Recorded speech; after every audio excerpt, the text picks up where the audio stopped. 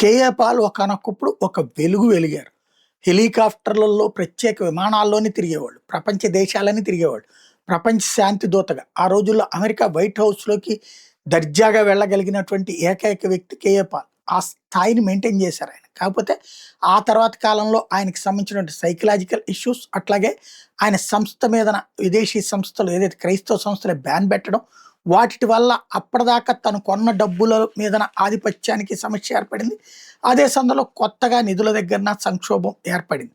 ఇప్పుడు హెలికాప్టర్లు లేకపోతే విమానాలకి సంబంధించి ప్రత్యేక విమానాలు పక్కెళ్ళి ఉందాంతో అడ్జస్ట్ చేసుకుంటూ ఉన్నారు. కానీ ఒక ప్రత్యేక చార్టర్డ్ ఫ్లైట్ ఆయన పేరున ఉండేది. ఆ చార్టర్డ్ ఫ్లైట్ ఈ సంక్షోభానికి ముందు ఆయన ఫేస్ చేసే సంక్షోభానికి ముందు ఒక దేశంలో ఆపటం, అక్కడ దానికి పార్కింగ్‌కైన ఖర్చుతో చివరికి ఆ విమానాన్ని వేలం వేసుకునే పరిస్థితి రావటం అన్నది చూసాం. ఇప్పుడు ఇదంతా ఎందుకు చెప్పాల్సొస్తుందంటే తాజాగా నాగపూర్ మహారాష్ట్రలో నాగపూర్ అంతర్జాతీయ ఎయిర్‌పోర్ట్‌లో బోయింగ్ 720 విమానం సాంకేతిక లోపం కారణంగా 1991 జూలై 21 ఎమర్జెన్సీ ల్యాండింగ్ అయింది. Continental aviation private limited CACPL ఆధ్వర్యంలో నడిచిన విమానాన్ని మరమ్మతులు చేసి తరలిస్తారని అంతా భావించారు. రన్వేకి ఇబ్బంది లేకుండా కాస్త దూరం జరిపారు తప్ప విమానం ఎక్కడికి వెళ్ళలేదు.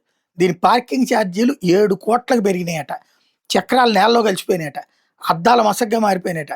రంగు మొత్తం కొట్టుకుపోయిందట.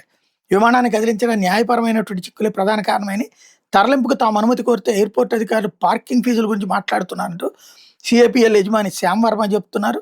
ఎమర్జెన్సీ ల్యాండింగ్ తర్వాత విమానాన్ని గాలికి వదిలేశారన్నటువంటిదే అధికారుల వాదన.